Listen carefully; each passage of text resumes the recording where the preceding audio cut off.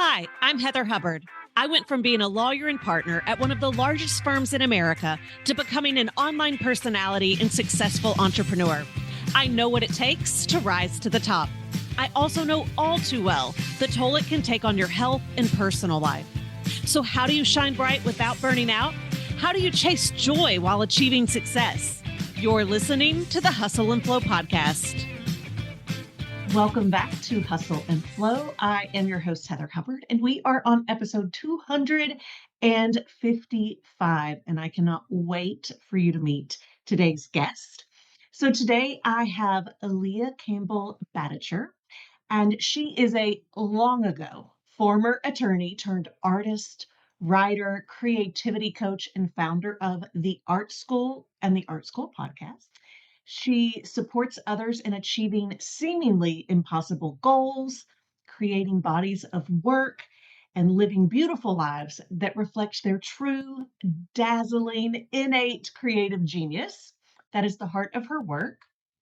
And I met her last fall and immediately fell in love and said, "You've got to come on the podcast." And it's taken us a while to actually make this happen, mostly because it took me a while to actually get it lined up. It had nothing to do with Leah.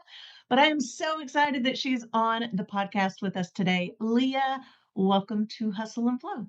Thank you for having me, Heather. I'm delighted to be here. Let's start with that long ago former attorney. Everyone is always so interested in career changes. And so if you'll just share with everyone, how did you make the decision to move from attorney to not only artist, but then actually supporting artists? Yeah. So I think I was midway through law school when I realized, you know, I don't think this is the entirely the right, not the destination, not that it wasn't the right path, because it was my path. And actually, I think an important part of it, because it did make me realize something I had taken for granted earlier. Like in undergrad, you could easily be multi hyphenate and do all the things. Mhm. And in law school, it actually wasn't until I had a really extraordinary, wonderful experience in law school. I had a semester where I did a clerkship for a federal judge. And to that point, I had not loved law school. and so this was midway through my second year. And I was like, well, do I just not like law because it's hard? Am I, maybe up till this point, things haven't been hard enough, and maybe I just need to stick it out. And then I had this experience with Judge Pratt and his clerks where I loved it. I loved the interactions we had. I loved the discussions. He gave me a lot of opportunities to write, and I really thrived that semester. And that was clarity for me because I thought, okay, I could do this. Here I feel, and I'm getting a lot of validation too. I'm getting like, oh, you could come, this could be a path for you. And so I thought, okay, so it's not that it's too hard because, okay, honest, I can do hard things. And also, it's not because I can't see myself succeeding, because now I also have this like mentor and mentors who I really respect. And I loved the intellectual rigor of it. Like I still feel like there's something more. And I wanted to finish law school, and I did. And then I worked in IP for the few years after that. But I had already made up my mind because I graduated law school. And I like to say, like, I graduated with a real JD, but felt like a fake lawyer. Hmm. And somewhere in me, I knew I was a real artist. I just like inconveniently didn't have any art to show for it. Ah. So I considered, okay, when you're 40, which at that time, in your early 20s, you're like 40. Ooh, that's a Yeah, long way down the road. Uh, long way. yes. Like, okay, if like when I'm 40 and let's say I do become an attorney and I'm going to imagine myself like happy, successful. And then I'm going to imagine this other route as an artist, as a creative, because I also had like other creative leanings. I just didn't know quite how to wrap words around them yet. I didn't know anybody who did that. Turns out it's like coach and writing, but I'm like, okay, like imagine that path and imagine like down that path. You're also happy and successful. So which path? And it was like, then it was so clear, like which path, with its the joys as well as like the tribulations, the problem sets. Which problem set do I prefer? Which of the I guess advantages and perks of the jobs do I prefer? And then that was really illuminated that creative calling. So when you say you didn't have any art to Mhm. actually show for your creativity, did you not have creative outlets? Were you not painting? Were you not actually doing anything at the time, or you simply didn't have like a portfolio or sales? I like enjoyed creative things. I always like growing up, I liked to draw. I had painted a little bit. My grandmother, my dad's mom, had become an art school teacher late in life. She had been like worked on the farm with my grandfather. And then when he passed, she wanted to get a job, needed to get a job. And she'd always wanted to be an artist and a writer. And being in rural Iowa, she was like, that's not a career path. So, but I'll be an art teacher. And so she and I always did art together. And even more than art, it was really, she helped me to see, and my mom as well, like my dad too. Really, I think there was just kind of in the fabric an appreciation for beauty. Mm. And my grandma and I would go out for drives in the countryside and like pick wildflowers and weeds in the ditches and make bouquets, and then she'd set them in a pitcher. This and I said I have the exact pitcher now, and we draw it. And she also was like, now that I think of it, this is kind of rad, given the time and her age, but she'd like pass on these books like The Artist's Way and some kind of other like esoteric adjacent books. And I think that kind of got in me too, even though I just, Mhm. my prefrontal cortex hadn't caught up. The mind is the last to know. So I Yeah. had that, and I liked to choreograph dances and write plays, and write stories, like all of these things. But I didn't. I think I had such a strong firstborn, high achiever, kind of perfectionist thing going on that it was like, not gonna, that's so inconvenient. Yeah. That part of you is so inconvenient and impractical and and it felt reckless and irresponsible, and it felt almost like wrong sometimes. Yeah. So I think I had not pursued that. Yeah. Yeah. I mean, it sounds like you had such a loving and really supportive family in terms of art, especially with your grandmother, but certainly our society and culture. I mean, I got that message. They tell us that you should go use your intellect and your mind and go Yeah. pursue those kinds of careers as opposed to doing something as unstable and almost selfish. Yeah. Anything creative and artistic, it's like, well, you're going to be poor and like irresponsible people do that. Yes. Yes. And I think, people that loved me very much and were well intentioned, like that was just in that's just the paradigm that they were like, well, you're so bright, like you have so much potential, why would you do that? And like the undercurrent was like, almost it was like shameful to do that, and again irresponsible. And again, they are really well intentioned, because in their mind, like there's no way you can support yourself doing that.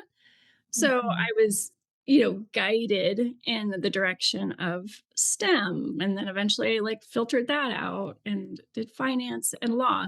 And that too, there's a lot of, if you say, well, I'm going to go to law school, everyone's like, applause. And like, there's a lot of validation. And that Yeah. was really good for my teenage, early 20-year-old self, who's like, oh, I must be doing the right thing. Yeah. And I can do it, and I can do it well. Which is not the same as, do I want? What is it that I want? What is it that I really, really want? Like those were inconvenient things. And I think that's totally what you were articulating by, oh, that's viewed as like selfish and self-centered, when it really is like to be centered in oneself and in touch with, what do I want? Like that's where you find the golden breadcrumbs and the golden thread. So what did you start doing? You decided, I don't want to practice law. I want to be creative. But how do you go from knowing you want to be a full-time creative to actually making that happen? Yeah, so it was, this sounds cliche, but a journey and a long journey. And and along the way too, I did mediation for a while because I had a dear friend and mentor who was a lawyer psychologist. We met in a mindfulness class and program, which like changed my life. And she's one of my like lifelong friends. And so she was, like 10 years further down the road than me. And she said, you know what? You would be amazing at transformative mediation. And she explained it, and I did love it. I loved the training. And looking back, I'm like, oh, all of these in reverse, I can see the design too of how it led to, my work as a coach and a mentor and a guide.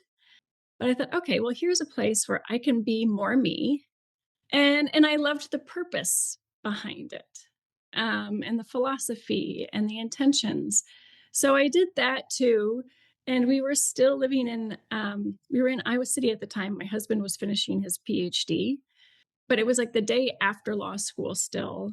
I was working during the day, but I'd get up early and I'd go to I turned our grad school garage basement into an art studio. I had inherited my grandmother's art supplies, and like, I don't know what I'm doing. And then I just like one thing at a time, like just act like you're guided on everything, like piece of paper to the wall. And I thought, well, I'm just going to figure this out. So I spent like the first few months, I'm like, I'm going to make art every day.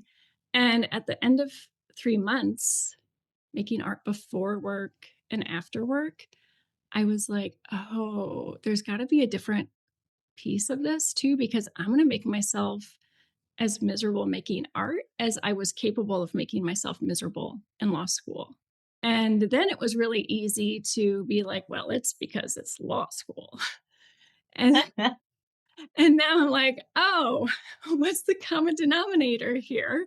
Me. Here's this thing that I want to do that I don't feel like I can give it up. I actually feel like it's like got a hold on me. And so I can either be drug along my whole life, making myself miserable, or I can learn how to make this like first and foremost about my inner world and my spiritual development and have it be a spiritual process. As I'm building my outer life, I want my inner life to be as beautiful as any art I make, or vice versa. So that's when I was drawn, and it really landed in my lap, the mindfulness course and Martha Beck's work and all of those things. And I also had been, this was an important part, I had been a competitive triathlete in law school and afterwards. And I loved sports psychology. And this friend mentor I met, Molly Marty, who was the JD PhD, she did sports psychology too. She worked with women like coaches and like D1 sports athletics and women CEOs. And I was like, what is that? You can do that? And and I was just consuming like so much about mindfulness and sports psychology and any books that crossed my path too on neuroscience and creative genius, because the moment I came across the word neuroplasticity in a book, I was like, oh my God, like the heavens opened, and I'm like, I am not doomed to feel this way on the inside. And it dovetailed with everything I was just viscerally experiencing in mindfulness, that I was rewiring something and that it wasn't some personal, deep moral flaw or character flaw or failing that I had to like hide from the world and be like, I'm really grateful. I'm grateful. But on the inside, Right. why does this feel so bad? It was just a time of a lot of learning and things coming together. So to answer your question, it was like all of these different pieces coming together. And I thought, um, well, 5 years, I'm going to replace any income I had as a lawyer and then move into art. And that didn't happen until closer to 8 years, 9 years. So that was hard. And I just patched together things. But I also built a lot of important muscles in that time, entrepreneurial muscles, self-belief muscles, boundaries. Yes, but it was then when we moved. My husband finished his PhD program. We moved from Iowa to Notre Dame, the area where we live now. And I was like, this is my chance to make a decision because I had job offers and opportunities here in mediation and law. And I was like, I think I'm just going to cut that cord and go Mm. all in and burn the boats, which I don't think you have to do, but at that time, that's what I needed to do. So I think for a lot of us who are both left-brained and right-brained, we're Yeah. very intellectual. We can do a job really well in corporate America, but we also have these creative tendencies. I don't know about you or the people that you coach, but when I show up to my artwork, I am still like, I still bring that baggage with me. Like, I tend to be a perfectionist. I want to see the full picture Yeah. before I begin. And those things don't actually serve me Yeah. in art making, and they keep me from actually showing up to even get started Mm. because I know that my best work comes from being in a space of flow and expansion and creation, but it's really hard for me to actually settle into that. Yeah. To get the all of the perfectionism and the what are we doing here and the productivity piece and what are the steps. And so I'm curious from your own life or in coaching other people, how do you approach actually stepping into that creative process when you have all of that other baggage that actually gets in your way? That is you like that's a crux. I mean, you hit such articulated that so well. There is a quote from an American painter, Robert Henry, and he said the object is not to make art, the object is to be in that state which makes art inevitable. And it was largely like inspiration from that quote in another place where I formulated the mission for like the art school, which is very similar. And so how do you do it? Like there's so many different like techniques and modalities. I think it's just first articulating that that's a thing. Like to shift states, and I think it's a state of being shift. And this is another place where I think the background in sports and sports psychology also really helped because athletes know this. And that was like back then, I'm like, how come there's this whole world for athletes, but artists don't have this? And there are also all of these like really crappy bummer paradigms in art, like the starving artist, like the tortured artist thing. I'm like, like, why is no one taking like this science of mindset and states, physiological states? Like, why is no one taking that over here? I'm like, that's what's like so fascinating. So there are a lot of parallels there. And I think with art, I mean, I know for myself, I now know that part of my creative process is that shift. Like, what helps me accomplish that shift? And it's becoming familiar with that state of being so that I'm not only writing or painting, but I'm like in that state from which the writing or painting come. Because something that took me a while to figure out was I'm like, I just thought I could like turn it on. Why can't I just turn this on? And again, you nailed it. Like that part that is so rewarded, let's say more that left brain part in corporate professional America, like that really gets in the way and slows your roll. Mm. And this is about like tapping into other intelligence within you, even like things that you may never have learned, you just know. And so I think a big opportunity that often just presents itself at first as resistance or fear or doubt is looking at that place where what do I know that I have no way of explaining?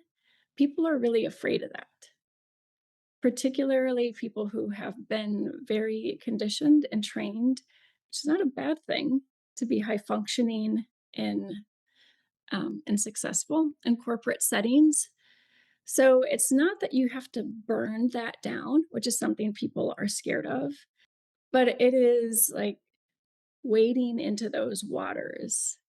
And there's just it's different for every person, like whether resistance that gets thrown up, like, is it religious? Like, does this feel just somehow like deeply morally wrong?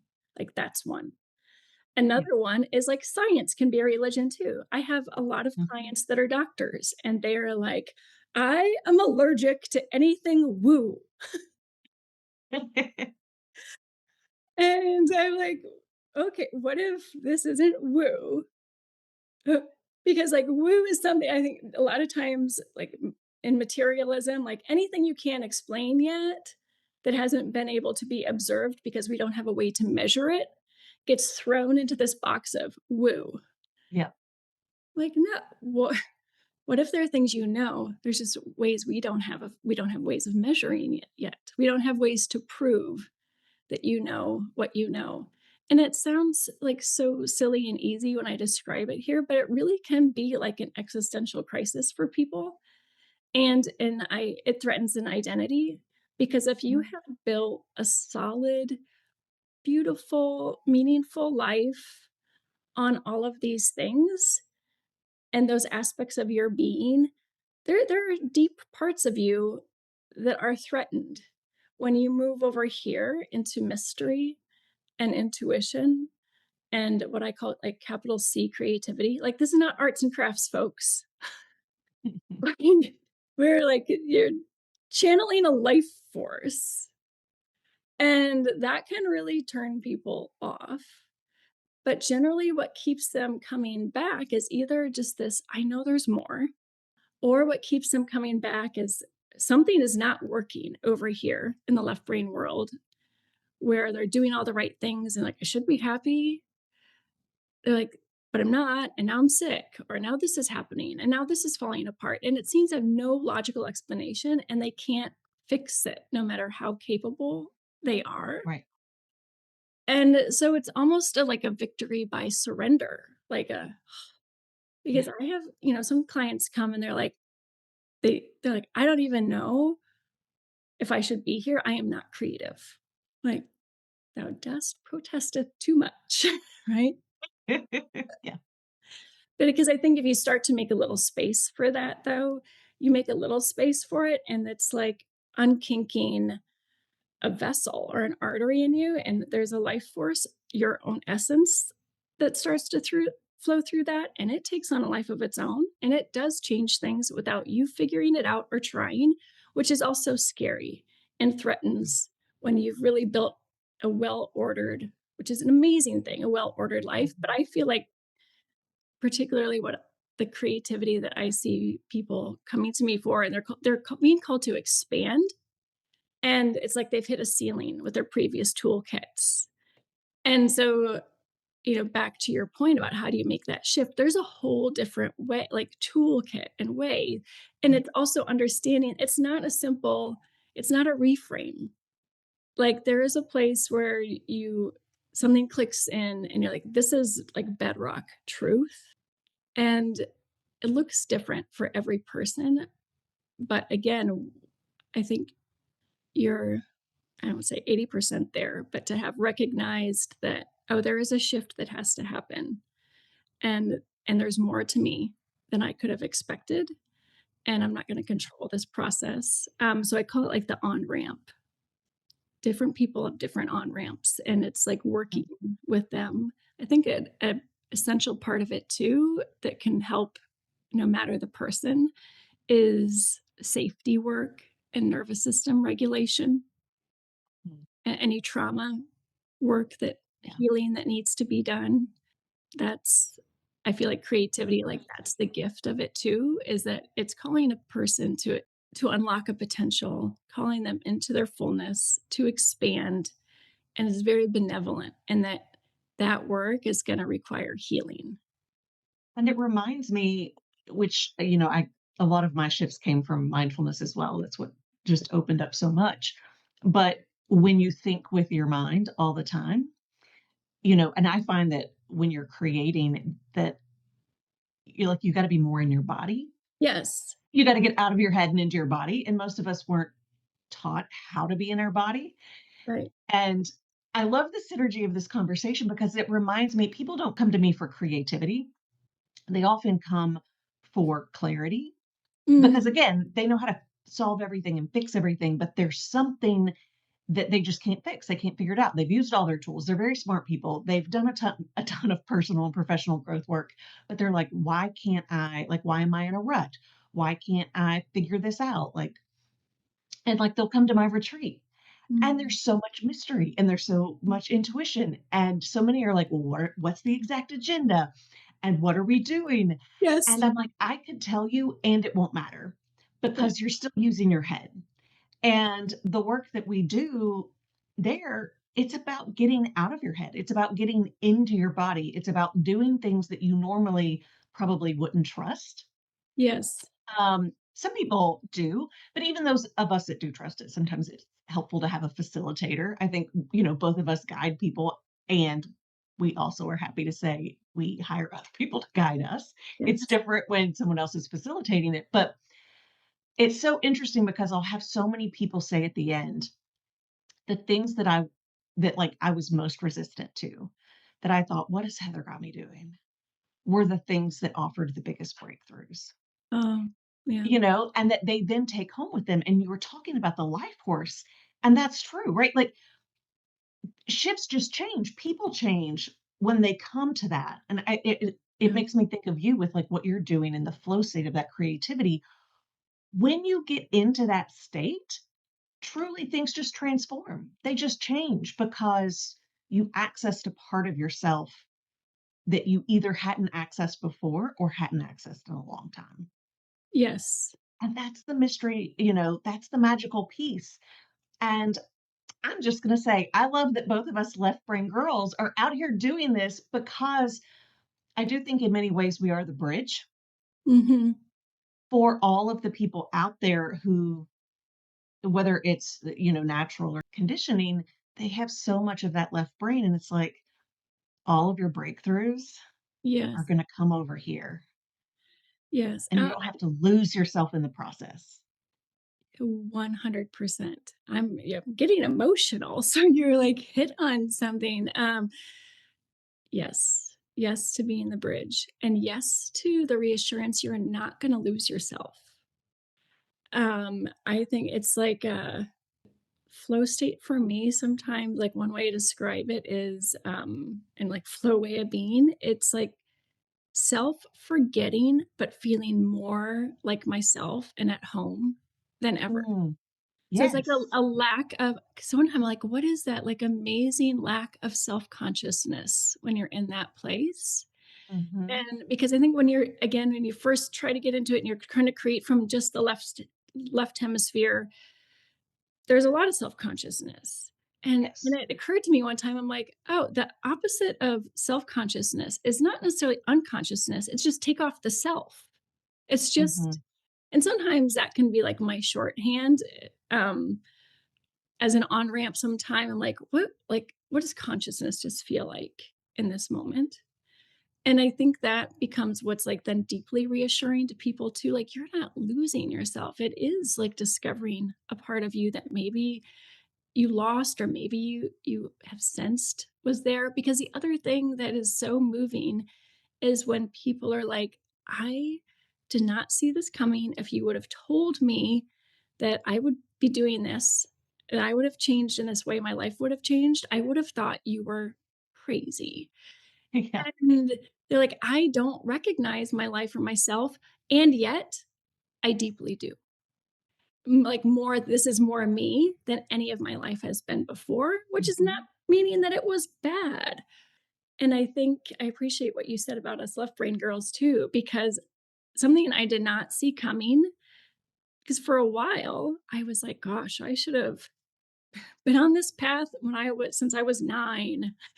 And I should have gotten my MFA and all of these things. Um, and then, I mean, I don't believe that now. I know that's not the Okay. case. And one of the reasons is what I couldn't see coming was when I started coaching, I thought I would be coaching like all artists, and everybody eventually is, but a robust percentage of my like client population come as doctors, attorneys, architects, professors, teacher, like Mm, highly educated. And some of them are doing art on the side or started right. there and are coming back around. And some present, as I tell you, like, I am not creative at all. I don't have a creative bone in my body. And yet I want to be in the art school, or yet I want to work with you. I'm like, okay, well, we'll see. We'll see. So yeah, it is very much about an embodied experience and creating a Mm, place where people can move into, it's not me telling them what to do so much as you said, facilitating an experience where they can have their own fully embodied experience and experience that, because again the left hemisphere is like, I'm afraid I'm going to lose my intellect, I'm afraid I'm going to just right. go off the deep end. But then you experience this, like, you're like, it is deep here. But it's like a deep, you're tapped into a deep wisdom and a deep knowing Mhm. that's in the body. Yeah. And I also love that you love Miraval, because that's such, there's so many great experiences there, because it's Mhm. something you can tell people, and then when they shift into it, they're like, "Oh, okay. Okay. I get it now. Yeah. Well, and I think for those of us who are highly intellectual, well, first off, I think we're all creative. Yeah, I agree. All of us are creative. You like when you see children, they're all creative because they're just playing, they're creating. But I think what happens is when we're high achievers, Mhm. and that's where we get our validation and we're perfectionist, if we weren't getting those awards, if we weren't being told like you're really good at this, then we thought, oh, I'm not good at this, therefore I'm not creative, when it's like, no, you were creative, that part just wasn't nurtured. And what would it look like to actually nurture your whole being and Yes. not just the things that you were told you're good at? Yes. And you just feel, I don't know, I just feel so much more complete, as you were saying earlier, just so much more fully myself when I can embrace every part and not just the parts that people say, "Yes, good job." Yes. Yes. I think, that's why it's so profound to have people who show up in your lives or experiences that are like mirrors for that part. It's just on like a recent call I had for a group program. One of the themes that emerged was validation. Like, why do I need validation? And I'm like, let's like kind of drop beneath the surface of sort of the pop psychology pathologization of, oh, you need validation. You just must be insecure. Just do that yourself. I'm like, what if we drop beneath that? And it's really about being seen, Mm, like a deep part of you, a part that's precious to you, being seen and having somebody be like, I see that. Go on. Like you're telling a story. It's very different. Like you're telling a story. And if someone is like, ah, yeah, keep going, versus, I don't know about that mother character, like little cringe. And you just like that, it puts that kink in the inner hose. yeah. So I've yet to find a better word than validation other than like being seen, like presencing with people in such a way that all of the aspects of them are like you're present with all of them, and not just like the small part that we're taught, like, okay, this is what can be face forward to the world, when really Mhm. we are like these multidimensional, multispatial, like palaces of beings, rather than here's a flashlight where you can look at the acceptable, clean corner of my living room. Really, everyone has this going on. like Whitman said, I am vast, I contain multitudes. Yeah. And I think, yeah, being with people who are open to that, like, and curious about that. And I mean, I had one, again, like a life changing mentor, poetry mentor, who really taught me so much about like creativity coaching, because never before had I met somebody who was so good at finding like this, I'd say like God's seed, like in whatever people brought. He just had a way of listening, presencing with his whole being, where, I mean, I, on the receiving end, was like, this is crap. I just wrote it in 45 minutes and I'm terrified to read aloud because of who's in the room. And I'm thinking it's like just drivel. And then he'd listen and he's like, read it again. And then I'd read it again. And he's like, no, read it again and slow down. And I'd read it again. And I could feel something in me like shift. And then he would point things out, like, you know what this is about? This piece is really about. And he'd point out like where the energy was in the piece. And I just found that, again, beyond validating, but life changing, because it's deeply reassuring. And this goes back to one of your earlier questions about how do you make that shift? Sometimes what I need to do and what I have clients, like, just start to make, because that part of you that makes it will make its way through and known, and there will be patterns that show up and motifs and meaning beyond what you can fabricate with your mind, with your logical mind. And it will, like, like a flower coming up through concrete. It is a life force, and it'll make itself known. And then just keep making and keep making. And then it's like having a compassionate presence with it that looks at it with an eye that assumes intelligence, and whoever the creator was, who assumes deep intelligence, and look for where there's wisdom, where there's energy, where there's beauty, where do you feel something? And just being in his presence, like, I felt like it was like an energetic learning where I'm like, it like was fine tuning my own antenna for, oh, you can tell, you can feel that when it comes through people. And again, very embodied kind of knowing and sensitivity. So for people listening who are like, I definitely want to work with Leah, or I don't know why I want to work with Leah, but I'm actually curious about what the art school is all about. Where can they learn more? So I have a website. It's www.leahcb.com. And I'm on Instagram at leahcb1. And then either of those places, you can find a link to my newsletter, because I do, that's probably the best way to stay in the loop about the art school or private coaching, because I often will share things with the email audience that then don't make it to Instagram. So yeah, any of those two places, and then to be sure to be on the email list. Wonderful. Well, thank you so much for coming on.